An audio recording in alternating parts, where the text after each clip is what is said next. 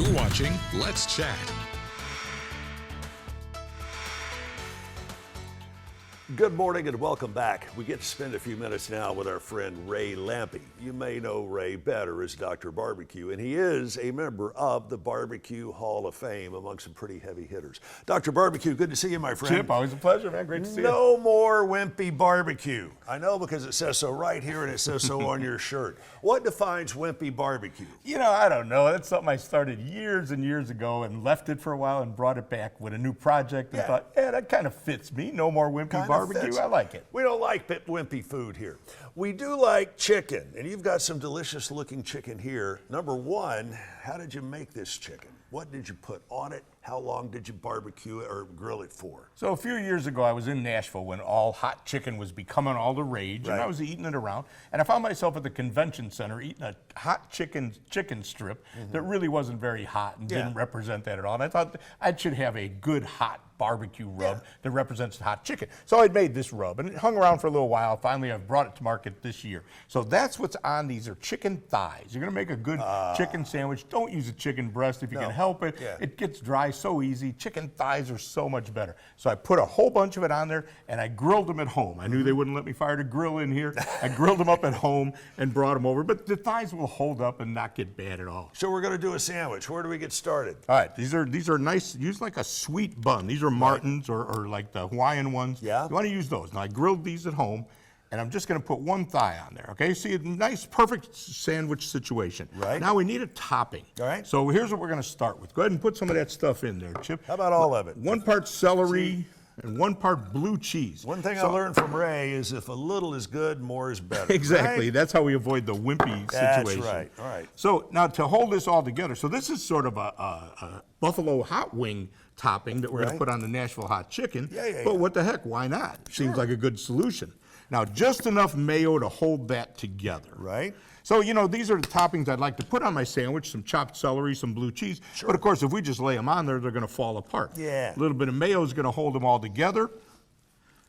All right, you going to put this on there, or do you want me to do it? No, I'll let you. I can't trust you with that, no, you Chip. can't. You did a nice job of mixing. It doesn't have a sharp edge, so the risk factor is slightly lower. Now, you got to be careful. You don't want to put too much on. You don't want to overpower the chicken. Right, yeah, the blue cheese is bold, you know, I mean, but it's really a good fit. It goes well with it. Yeah. And that's it. That's the whole sandwich right there. But think about all the ingredients, all the flavors we've got. We've got a hot chicken sandwich with blue cheese, celery, a little bit of mayonnaise on it. On this sweet bun, should be perfect. If somebody's doing this at home, and sometimes thighs can be a little trickier to grill or to smoke than other cuts of chicken, what's the biggest mistake people make? Well, they generally overcook it. Get an instant read thermometer. A lot of us have them now. It's a pretty common thing to have. And use it. So chicken's done safely at 165, but for a thigh, you really want it more up 175 and 185 internal temp. So take its temperature. You get a good thermometer, you know what the temp. That's the way to get it perfect. And a lot of people tend to forget that all poultry, all meat, all the proteins are going to overcook after you bring them off the heat source. Right, they're going to keep cooking. That's exactly right. And you know what happens if you don't use the thermometer and you're not sure at home, what are you going to do?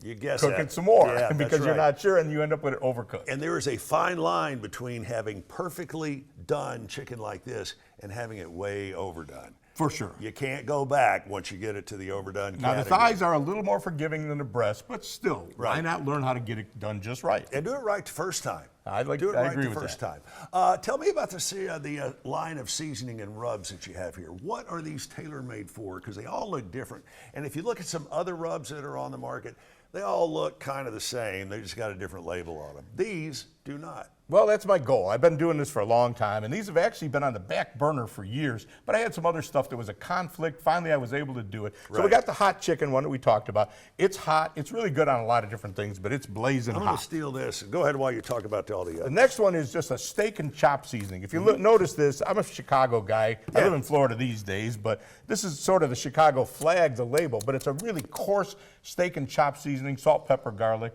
It's hot, isn't it? I'm got digging a kick to it, but it's got a lot of nice flavor. And this one is the Chicago-style Italian beef. You want to make, it's all the rage now because of that show, Italian beef. Right. Put some of that in with olive oil and water and sliced up Italian beef. It's great. Last but not least, this is the real barbecue rub. This is like a lot of those other guys.